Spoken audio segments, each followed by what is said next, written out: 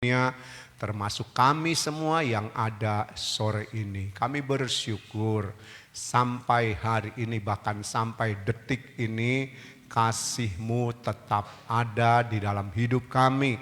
Kasih-Mu tetap berlaku, bahkan berjalan di dalam hidup kami. Terima kasih buat kasih Tuhan sepanjang hari ini yang sudah kami alami. Dari pagi, siang, sampai sore ini, kalau kami boleh memiliki waktu untuk datang ke gereja, menaikkan pujian, belajar firman Tuhan lagi, ini adalah kasih Tuhan di dalam hidup kami. Terima kasih buat kesempatan yang Kau berikan dalam hidup kami. Kami bersyukur, kami berterima kasih. Biarlah kami mau menghargai waktu yang ada di dalam hidup kami, supaya kami tidak ketinggalan. Kesempatan yang ada berbeda-beda sesuai dengan kehendak-Mu, dan kami harus menyadari itu setiap saat kami bisa dipanggil oleh Engkau. Itu sebablah biarlah di sisa umur hidup kami, di kesempatan yang ada, kami mau berjuang sungguh-sungguh untuk mempersiapkan hidup kami masuk ke dalam sorga. Terima kasih, kami siap belajar firman Tuhan. Memberkati hamba-Mu yang akan menyampaikan firman-Mu. Berkati setiap kami yang belajar firman Tuhan, dan berkati firman Tuhan yang akan kami pelajari sore ini. Terima kasih. Dalam nama Tuhan Yesus kami sudah berdoa dan mengucap syukur. Haleluya. Amin.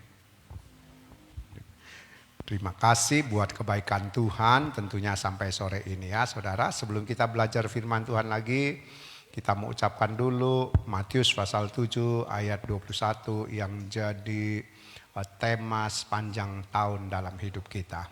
Siap semua?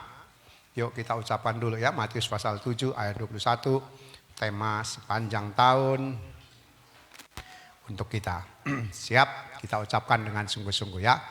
2, 3. Matius 7 ayat 21. Tujuan hidupku melakukan kehendak Bapa. Ya, kita berdiri. Ucapkan lagi dengan sungguh-sungguh pengakuan kita. 2, 3. Aku percaya Alkitab adalah firman Tuhan. Ketika aku membaca, mendengar, melakukannya, aku pasti berbahagia. Amin. Ya, puji Tuhan saudara. Kita bersyukur sore ini ya, kita memberikan waktu ya untuk datang ke gereja belajar firman Tuhan. Nah, saudara, biarlah waktu yang kita sudah berikan, kita luangkan, kita mau belajar sungguh-sungguh ya. Sore ini saudara, saya ingin ajak saudara belajar soal barter. Ya. Saudara siapkan dulu Galatia pasal 2 ayat 19-20, buka aja dulu ya. Ya, barter.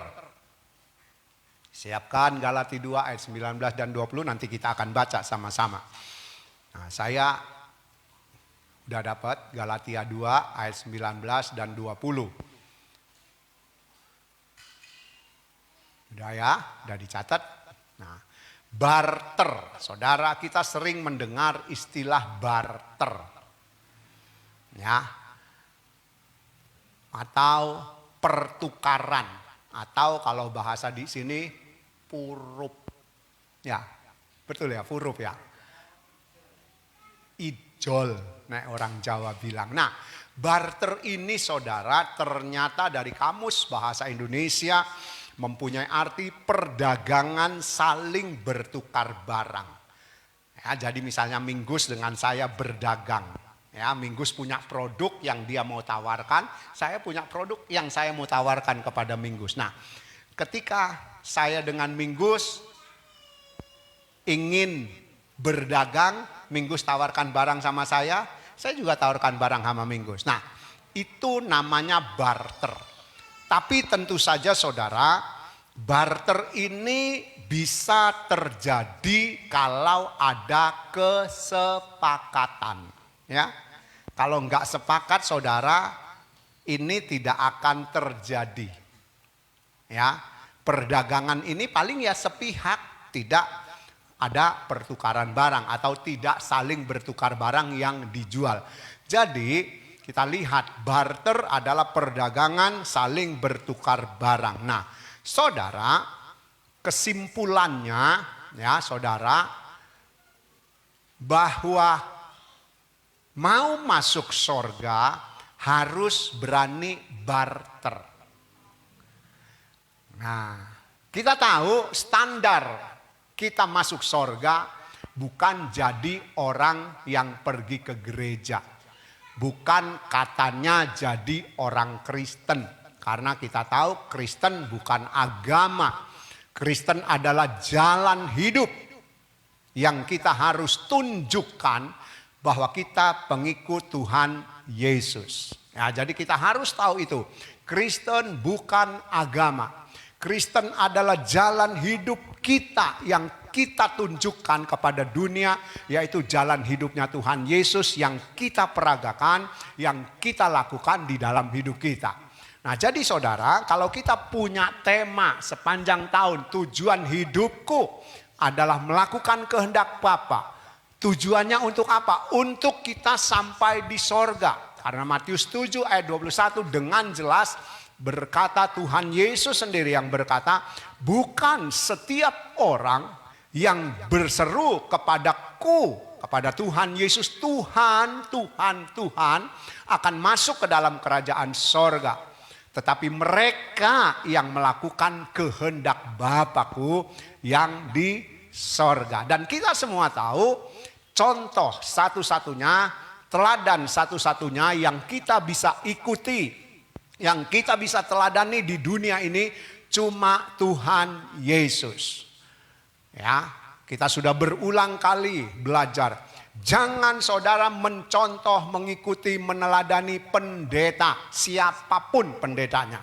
Ya, tapi pendeta harus jadi teladan untuk jemaat yang Tuhan percayakan. Seperti saya dengan tante, saya harus jadi teladan buat saudara. Ya, bahwa saya berjuang, kita sama-sama berjuang meneladani hidupnya Tuhan Yesus. Jadi saya harus jadi teladan ya untuk saudara, supaya saudara paling tidak bisa lihat om tante, bapak ibu gembalaku, bapak ibu rohaniku memberi teladan untuk hidup seperti Tuhan Yesus hidup. Nah, saudara, jadi kalau kita tahu ke sorga itu standarnya melakukan kehendak Bapa, bukan kehendak kita sendiri.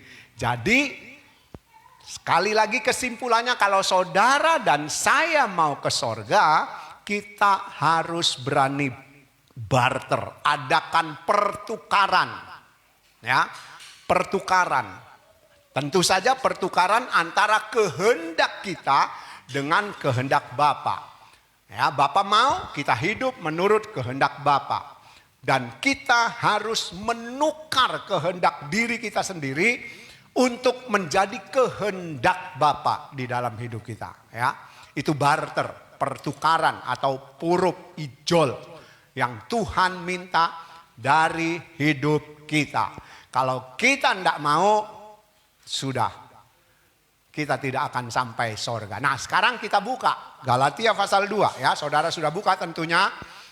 Galatia pasal 2 ayatnya yang ke-19 dan 20. Saya akan baca saudara. Galatia pasal 2 ayat 19 dan 20. Saudara ikuti dari terjemahan baru. Saya akan baca dari versi mudah dibaca ya. Ya, diterjemahkan dalam versi mudah dibaca. Galatia pasal 2 ayat 19 terlebih dahulu. Ayat 19 dari perjanjian baru, terjemahan baru yang saudara pegang dikatakan demikian. Sebab aku telah mati oleh hukum Taurat, untuk hukum Taurat, supaya aku hidup untuk Allah, aku telah disalibkan dengan Kristus. Jadi terjemahan baru yang saudara pegang ayat 19 berkata, sebab aku telah mati oleh hukum Taurat, untuk hukum Taurat, supaya aku hidup untuk Allah, aku telah disalibkan dengan Kristus. Ini pengakuan Rasul Paulus ya. Saya akan baca dari versi mudah dibaca. Dikatakan demikian, diterjemahkan demikian. Ayat 19. Aku tidak hidup lagi oleh hukum Taurat, Sebab hukum Taurat yang sama menunjukkan kepadaku bahwa hukum Taurat bukanlah jalan saya kasih tanda kurung, saya tambahkan ke sorga, ya, supaya benar di hadapan Allah. Aku telah mati terhadap hukum Taurat sehingga aku dapat hidup untuk Allah, dan aku telah disalibkan bersama Kristus. Lebih jelas, ya, dari versi mudah dibaca dikatakan oleh firman Tuhan ditulis demikian, aku tidak hidup lagi oleh hukum Taurat. Nah, saudara, ini pernyataan dari Rasul Paulus. Dikatakan setelah dia bertemu Tuhan Yesus, ya, dia berkata, aku tidak lagi hidup menurut hukum Taurat. Saudara, kalau kita lihat, ya, Rasul Paulus sebelum bertemu Tuhan Yesus atau ditemui secara pribadi oleh Tuhan Yesus, kita tahu dia adalah orang yang begitu kuat sekali, begitu berapi-api, begitu bersemangat membela hukum Taurat. Sebab apa? Sebab dia meyakini ketika dia melakukan hukum Taurat, ketika dia membela hukum Taurat, mengejar orang-orang yang percaya Tuhan Yesus, ya saudara, maka dia akan mendapat keselamatan. Dia akan menerima keselamatan. Nah, tetapi ketika Tuhan Yesus sudah menemukan dia, yang tadinya hukum Taurat dibela mati-matian, ya saudara, sampai dia mengejar-ngejar orang Kristen, menangkap orang Kristen, bahkan menganiaya orang Kristen, dan salah satu korban yaitu Stefanus dibunuh oleh Rasul Paulus. Kita lihat sebelum dia jadi rasul, ketika dia bernama Saulus, waktu Stefanus mau dirajam, dia berdiri. Orang-orang yang sudah siap memegang batu menunggu perintah daripada Saulus. Pakaian Stefanus ditaruh di depan kaki daripada Saulus. Dia yang memimpin upacara pembunuhan. Saudara, kita lihat. Ya, ini loh Saulus sebelum ditemui oleh Tuhan Yesus secara pribadi. Tetapi saudara, setelah dia bertemu Tuhan Yesus atau ditemui oleh Tuhan Yesus, dikatakan, aku tidak lagi hidup menurut hukum Taurat. Tidak lagi hidup menurut hukum Taurat. Yang tadinya dia bela mati-matian, bahkan sampai jadi pembunuh pun dia rela. Bahkan dia lakukan, dia kerjakan. Ya, saudara, ayat 19 tadi dikatakan, selain dia tidak lagi mengikuti hukum Taurat atau dia tidak lagi hidup menurut hukum Taurat, maka saudara, di dalam ayat itu, ya, dikatakan dia tahu bahwa hukum Taurat tidak membenarkan seseorang. Kita sudah belajar. Hukum Taurat itu selalu berhubungan dengan yang ada di dunia ini. Kalau melakukan hukum Taurat diberkati secara jasmani. Tidak melakukan dihukum secara jasmani. Nah, tetapi ketika Paulus sudah bertemu dengan Tuhan Yesus, dia tidak lagi mengikut hukum Taurat. Dikatakan bahkan dia, ya tadi dari versi mudah dibaca, saya bacakan lagi, aku tidak hidup lagi oleh hukum Taurat, sebab hukum Taurat yang sama menunjukkan kepadaku bahwa hukum Taurat bukanlah jalan supaya benar di hadapan Allah. Jadi saudara, dia tahu, dia mengerti ketika Tuhan Yesus sudah menemuinya secara pribadi, bahwa hukum Taurat yang dia bela mati-matian selama ini, itu tidak bisa membenarkan dia di hadapan Tuhan. Saudara, kita lihat, ini pengakuan dari Paulus. Hukum Taurat itu semua menunjukkan kehidupan di dunia, ya. Untuk bisa melakukan hukum Taurat, tidak ada seorang pun yang sanggup melakukan dari hukum pertama sampai 10.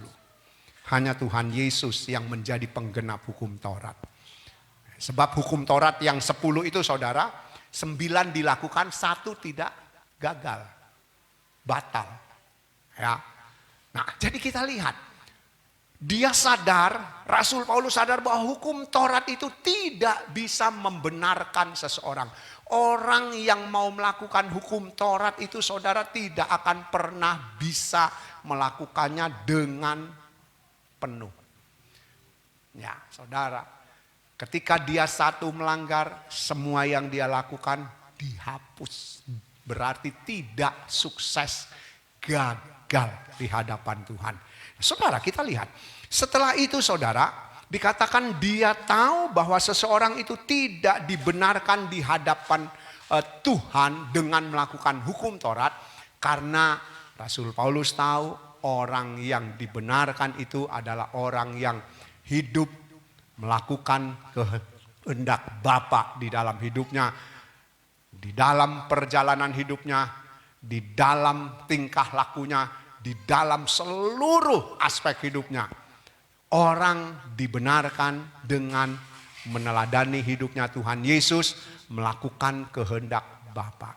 Jadi saudara, Rasul Paulus sadar betul ya, bahwa dia tidak bisa dibenarkan dengan melakukan hukum Taurat. Lalu saudara, apalagi yang ditulis di dalam versi mudah dibaca ayat 19. Selain itu dikatakan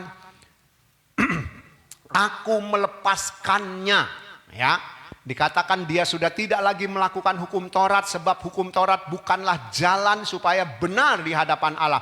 Aku telah mati terhadap hukum Taurat. Di situ ditulis aku telah mati. Ayat 19 ya dari terjemahan baru dikatakan aku hidup untuk Allah. Ya. Jadi saudara, setelah dia bertemu Tuhan Yesus, ditemui oleh Tuhan Yesus, Rasul Paulus sadar bahwa hukum Taurat yang dia bela mati-matian selama ini, ya, yang dia imani bahwa dengan melakukan hukum Taurat dia dibenarkan, ternyata itu tidak bisa. Ya, orang yang melakukan hukum Taurat tidak pernah bisa melaksanakannya dengan sepenuh, maka dia tidak akan bisa dibenarkan. Lalu saudara, karena dia tahu hukum Taurat tidak bisa membenarkan dia di hadapan Tuhan, dia melepasnya. Lalu saudara, dia mati ya bersama dengan Tuhan. Dikatakan aku di ayat 19 itu hidup untuk Allah. Dia hidup untuk Allah. Nah saudara, itu loh yang tadi barter. Ketika Rasul Paulus tahu bahwa ke sorga itu bukan dengan melakukan hukum Taurat, tetapi melakukan kehendak Bapa, dia harus melepas apa yang selama ini dia miliki, dia yakini, dia pegang teguh, yaitu Taurat yang dia bela mati-matian. Saudara, dia lepas semua dan dikatakan dia hidup untuk Allah, atau dia meneladani hidupnya Tuhan Yesus. Saudara, Rasul Paulus hidup meneladani Tuhan Yesus ya. Karena dia tahu sekali lagi dia tidak akan pernah bisa dibenarkan dengan Taurat yang dia pegang secara kukuh, secara kuat ya. Lalu ada lagi saudara, dikatakan di dalam versi mudah dibaca, aku disalibkan bersama dengan Tuhan Yesus. Orang yang disalib pasti mati.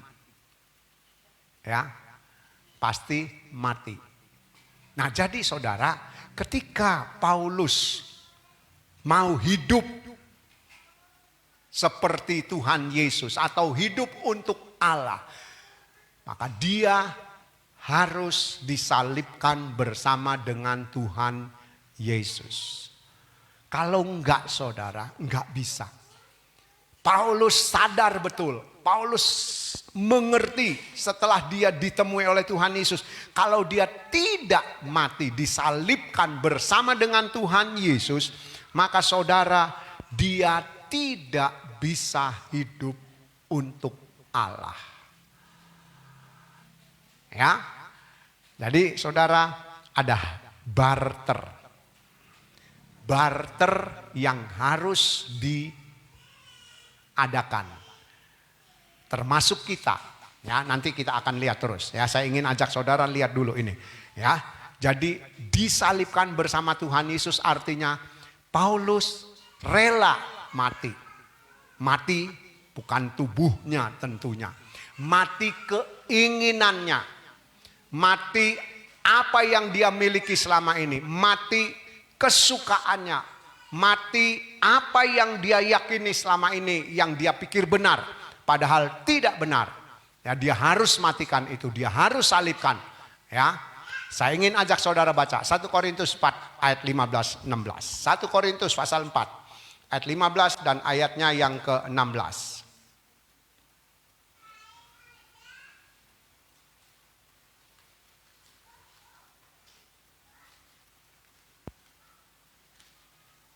Satu Korintus pasal 4 ayat 15 dan 16.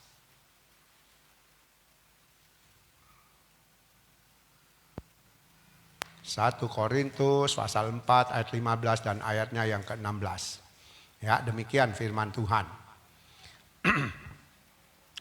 Sebab sekalipun kamu mempunyai beribu-ribu pendidik dalam Kristus, kamu tidak mempunyai banyak bapa, karena akulah yang dalam Kristus Yesus telah menjadi bapamu oleh Injil yang kuberitakan kepadamu. Sebab itu aku menasihatkan kamu, turutilah teladanku. Jadi saudara, ketika dia sudah disalibkan bersama Tuhan Yesus, ya saudara, dia berkata kepada jemaat di Korintus. Ayat yang ke-16, ayat yang 15 dia nyatakan bahwa dia adalah menjadi bapa dari orang-orang di Korintus sebagai bapa yang diangkat tentunya atau jadi bapa rohani yang dimaksudkan di sini ya. Dan ayat yang ke-16 dikatakan sebab itu aku menasihatkan kamu turutilah teladanku. Nah, saudara kita lihat. Rasul Paulus saudara dia melepaskan Taurat karena dia tahu Taurat tidak akan membenarkan dia. Taurat tidak bisa membenarkan dia. Ya, dia lepaskan itu dan dia hidup untuk Tuhan Yesus. Saudara, kalau saudara lihat terus tadi di Galatia pasal 2 ayat yang ke-20, ya saudara dikatakan dia mati. Ya, mati bersama dengan Tuhan Yesus, disalibkan dengan Tuhan Yesus. Saya tidak baca tadi. Ya, saudara, dan dia juga saudara hidup untuk Tuhan Yesus. Nah, itu sebabnya dia berani berkata turutilah teladanku. Saudara, kalau Rasul Paulus sudah mematikan dirinya, keinginan dagingnya, keinginan-keinginan yang selama ini dia miliki, yang jadi kebanggaannya. Ya saudara, maka saudara dia berkata kepada jemaat Korintus, turutilah teladanku. Saudara, kita tidak bisa ya saudara tetap memegang apa yang kita miliki di dunia ini lalu kita mau ke sorga. Harus ada barter saudara, harus ada pertukaran yang kita rela lepaskan. Kalau kita tidak rela melepaskan, kita tidak mau mati ya daging kita, kita tidak mau mati keinginan dunia kita tidak mau mati keinginan-keinginan yang masih mengikat kita dengan begitu kuat saudara, atau dengan kata lain kita tidak mau disalibkan bersama dengan Tuhan Yesus, saudara kita tidak akan bisa melakukan kehendak Bapa. Makanya Tuhan Yesus berkata, kamu tidak bisa berdua tuan atau mendua. Satu mamon, satu Tuhan. Mamon ini kan berbicara tentang uang, keinginan dunia, kesukaan dunia, percintaan dunia. Lalu mau menjadikan Tuhan tuan. Pasti salah satu dikalahkan. Ya nyatanya kan begitu. Ketika kita mementingkan perkara mamon yang ada di dunia. Saudara kalahkan kepentingan Tuhan toh? Ya, kita pasti akan mengalahkan kepentingan Tuhan. Atau mementingkan Tuhannya kita akan tinggalkan. Itu pasti. Nggak bisa. Ya kalau dulu kita punya pemahaman yang salah. Saya mengajar saudara. Tante juga mengajar saudara.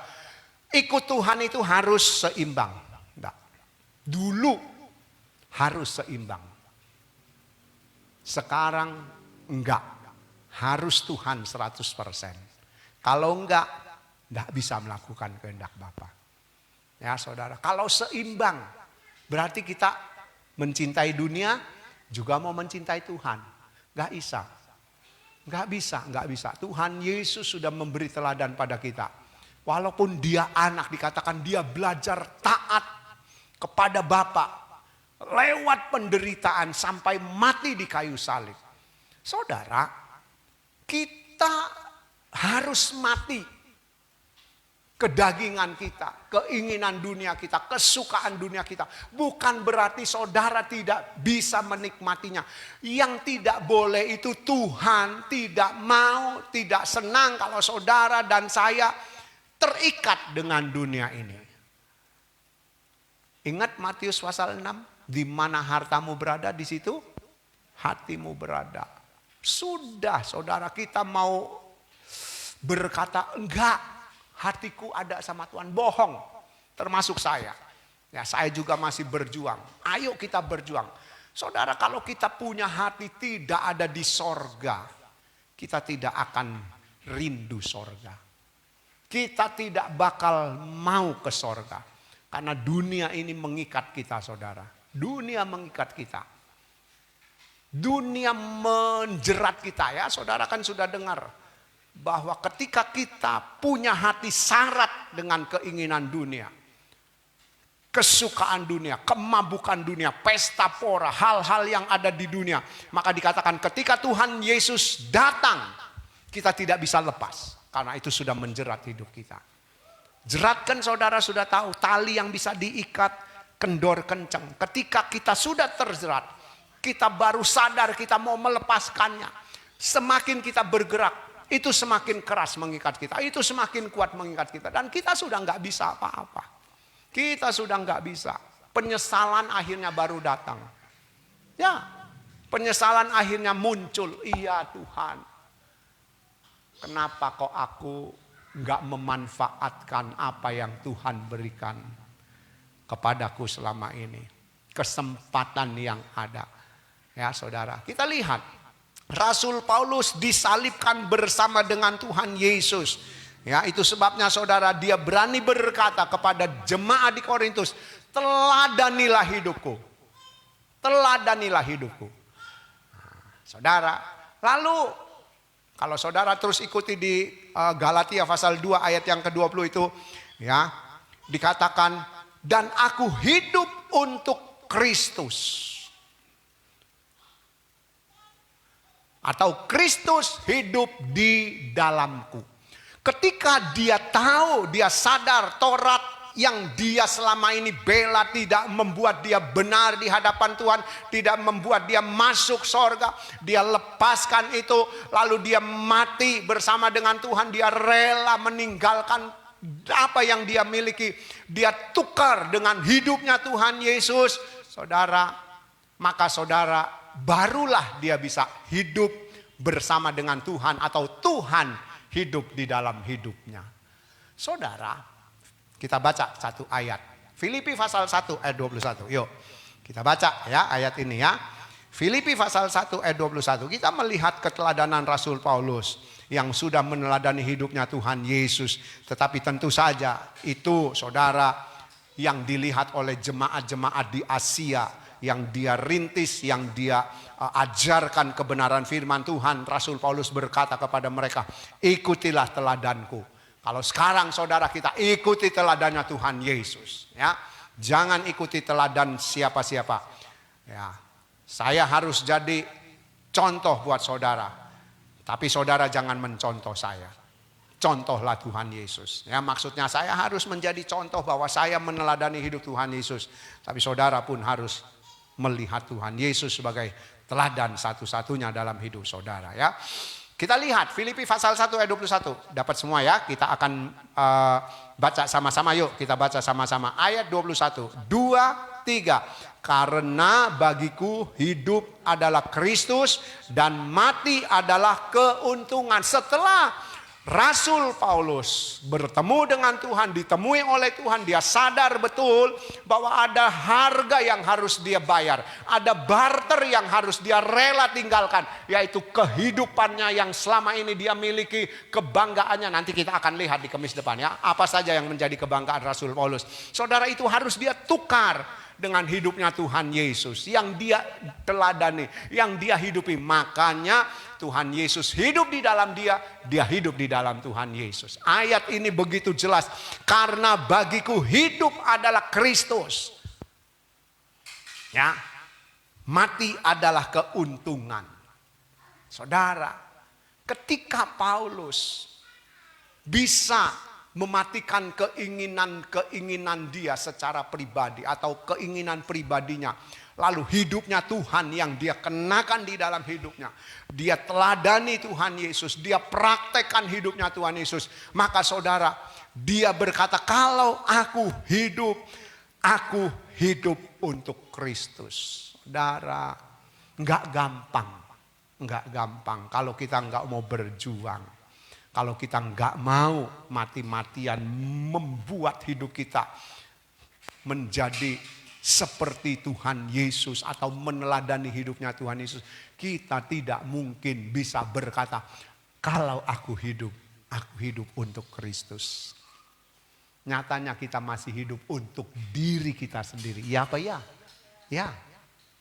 Kita hidup untuk diri kita sendiri. Ya. Kita mau kemana? Silahkan. Kita mau kemana? Silahkan. Tapi saudara, ayo. Kita mau belajar, ya, mau belajar. Saya pun belajar, saudara belajar, kita sama-sama belajar. Kalau aku hidup untuk Kristus, atau dengan kata lain, kalau aku hidup, biarlah Kristus hidup di dalamku. Ya, biarlah Tuhan Yesus hidup di dalamku, hidup di dalam hidup kita.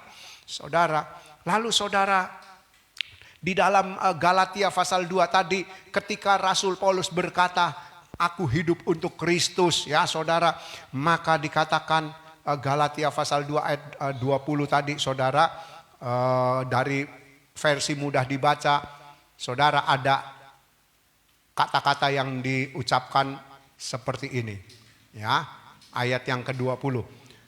Ayat 20 saya akan baca aja satu ayat ini. Dari firman Allah yang hidup, saya sudah disalibkan bersama dengan Kristus. Nah, jadi dia mati setelah dia sadar bahwa Taurat tidak membuat dia dibenarkan di hadapan Tuhan. Taurat tidak bakal membuat dia masuk sorga. Makanya saudara, dia tinggalkan Taurat, dia tinggalkan apa yang dia bela selama ini mati-matian. Lalu saudara, dia katakan dia hidup bukan lagi hidupnya sendiri, tapi Kristus yang hidup di dalam saya.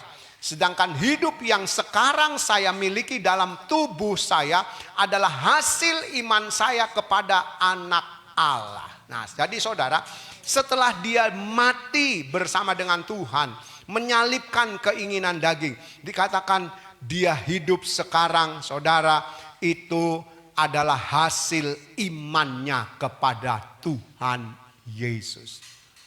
Iman itu bukan cuma sekedar percaya. Percaya adalah kita mempercayakan objek yang kita percayakan. Lalu iman adalah penurutan terhadap kehendak Allah. Jadi saudara, kalau kita ngomong saya beriman kepada Tuhan Yesus, sudah melakukan kehendak Allah belum? Sudah mengikuti kehendak Allah belum? Kalau belum, kita belum dikatakan orang beriman, termasuk saya. Kalau saya belum menurut kehendak Allah, kita belum bisa disebut orang beriman. Ya, cuma omong doang orang beriman. Cuma ngomong tok orang beriman. Tapi hidupnya tidak menurut kehendak Allah. Jadi saudara, kita lihat Rasul Paulus berkata, aku hidup sekarang ini hidup karena iman kepada Anak Allah. Hidup karena menurut kehendak Allah.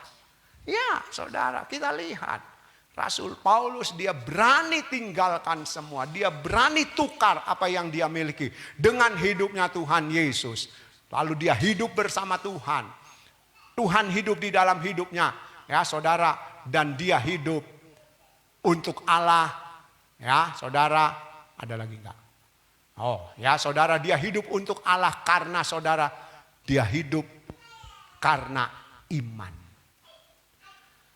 Saudara, enggak gampang. Sekali lagi enggak gampang. Kalau kita mau melakukan kehendak Bapa, kita mau ke sorga, harus ada barter. Dan barter yang saudara tukar dengan melakukan kehendak Bapa, yaitu kehendak diri kita sendiri. Itu yang harus kita buang, itu yang harus kita tanggalkan, itu yang harus kita matikan. Ya saudara, bukan berarti kita tidak bisa menikmati apa yang Tuhan percayakan dalam hidup kita. Tapi tidak boleh itu mengikat hidup kita. Sebab masih banyak kita yang terikat dengan apa yang kita miliki. Ya, jujur. Termasuk saya pun belum bisa melepas semua. Ya, masih belajar tahap demi tahap. Ayo saudara, ayo kita mau hidup untuk Tuhan. Ya, jadi nggak bisa. Sekali lagi saudara, kalau kita punya pemahaman aku hidup 50% untuk Tuhan, hidup 50% untuk dunia, kita tidak akan sampai di sorga. Jamin 100% kita pasti ke neraka. Sebab Tuhan Yesus bilang, kalau kita tidak hidup untuk Tuhan, kita tidak akan sampai sorga. Ingat saudara, Matius 7 ayat 22. Ketika orang-orang yang sudah melakukan pekerjaannya, mereka berkata, aku sudah melakukan mujizat demi namamu. Aku sudah mengusir setan demi namamu. Aku sudah berdoa demi namamu. Pokoknya saudara, mereka sudah melakukan hal-hal yang ada di gereja. Yang ada di dunia ini. Tapi kenapa? Ayat 23 Matius 7 katakan, aku tidak kenal kamu, hai pembuat kejahatan. Karena hidup mereka tidak dinikmati oleh Tuhan. Hidup mereka tidak untuk Tuhan, cuma melakukan apa yang mereka pikir itu sudah benar. Ya saudara, kita melayani, jangan kita berpikir kita sudah benar. Belum kalau kita tidak hidup untuk Tuhan. Kalau kita tidak meneladani hidupnya Tuhan Yesus. Ya saudara, jadi saudara kita lihat barter yang harus saudara tukar. Ayo tukar dunia yang kita diami ini, yang ada di dalam diri kita, yang ada di dalam hidup kita dengan sorga. Saudara, kalau kita tidak mau barter ini, dunia yang ada di dalam hidup kita dengan sorga, kita tidak akan sampai di sorga. Ya saudara, jadi untuk melakukan kehendak Bapa, kita harus membuang semua kehendak kita. Ya, kita tanggalkan, kita lepaskan. Seperti firman Tuhan yang saudara dengar kemarin minggu. Satu-satu, ya hari Minggu, satu-satu kita lepaskan. Satu-satu kita lepaskan. Gak bisa saudara, semua yang jelek di dalam hidup, dalam nama Tuhan Yesus aku mau lepaskan. Yang suka marah, lepas. Yang gampang tersinggung, lepas. Yang gampang apalagi, semua bisa lepas dalam satu kali, enggak bisa. Satu, lepaskan. Satu, jadi hidup untuk Tuhan itu kita lepaskan satu yang enggak berkenan kepada Tuhan, yang tidak sesuai dengan apa yang kita sudah pelajari dari kehidupan Tuhan Yesus, itu harus lepas semua, lepas. Ya, ayo saudara. Ada barter yang saudara dan saya harus lakukan. Tinggalkan dunia untuk ke sorga. Atau saudara tetap di dunia, tidak ke sorga. Kita ingat di dalam suratan Petrus, ya, bahwa langit bumi yang saudara dan saya sekarang tinggal, itu akan jadi neraka. Kemudian di dalam suratan Yohanes dikatakan, segala keinginan dunia, kesukaan dunia sedang menuju kepada kebinasaan. Bersama orang-orang yang mencintainya. Saudara, tinggal kita mau barter apa enggak. Kalau kita mau ke sorga, dunia kita harus lepaskan. Dunia harus tidak mengikat kita. Dunia harus tidak kita sayangi. Ya saudara, baru kita bisa ke sorga. Di mana harta kita berada, di situ hati kita berada. Ya, puji Tuhan, Tuhan berkati. Yuk kita mau mempersiapkan diri untuk perjamuan kudus. Ya saudara, harus ada harga, harus ada nilai yang saudara dan saya